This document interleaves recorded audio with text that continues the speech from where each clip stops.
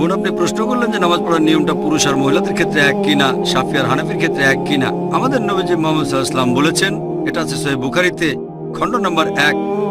নবীজি বলেছেন, নামাজ পড়ো যেভাবে আমাকে পড়তে দেখেছো। নবীজি এটা বলেননি যে মহিলারা একভাবে নামাজ পড়বে, পুরুষরা আরেকভাবে নামাজ পড়বে। আরেকটা হাদিস, এটা হচ্ছে সহিহ বুখারী খণ্ড 1 বুক অফ সালাহ, যে সাহাবিয়াগণ পুরুষদের মতো করে নামাজ পড়তেন। পুরুষ আর মহিলাদের নামাজ পড়ার জন্য আলাদা কোনো নিয়ম নেই। নামাজ পড়বেন সেভাবে যেভাবে নবীজি পড়তেন, সে আপনি পুরুষ হন বা মহিলা হন। আমি জানি বাজারে এরকম কিছু বই পাওয়া যায়, ইন্ডিয়া সহ সারা পৃথিবীতেই বিভিন্ন মতবাদের লোকজন বলে মহিলাদের জন্য নামাজ পড়ার নিয়মটা আলাদা আর পুরুষদের নামাজ পড়ার নিয়ম আলাদা। এরকম কোনো হাদিস নেই।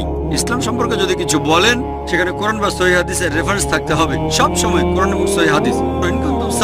এমন কোনো হাদিস নেই বা কোরআনের আয়াত নেই যেটা বলছে যে নামাজ পড়ার নিয়মটা পুরুষ এবং মহিলাদের আলাদা। আমি জানি অনেক বিশেষজ্ঞ নিজস্ব দৃষ্টিভঙ্গি থেকে বলে থাকেন, যেহেতু মহিলাদের নিরাপত্তা দরকার, তারা আলাদাভাবে নামাজ পড়বে।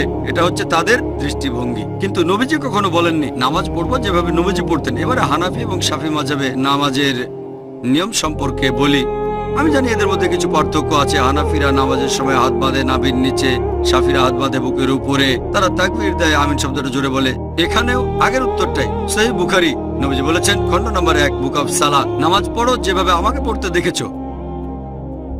আর এই চারজন ইমাম, ইমাম শাফি, ইমাম আহমদ ইবনে হাম্বল, ইমাম আবু হানিফা, ইমাম মালিক, এই চারজন বিখ্যাত ইমামই বলেছেন, যদি দেখো আমার কোনো ফতোয়া আল্লাহ এবং রাসূলের বিরুদ্ধে যাচ্ছে, ফতোয়া দেওয়ালে ছুঁড়ে মারো।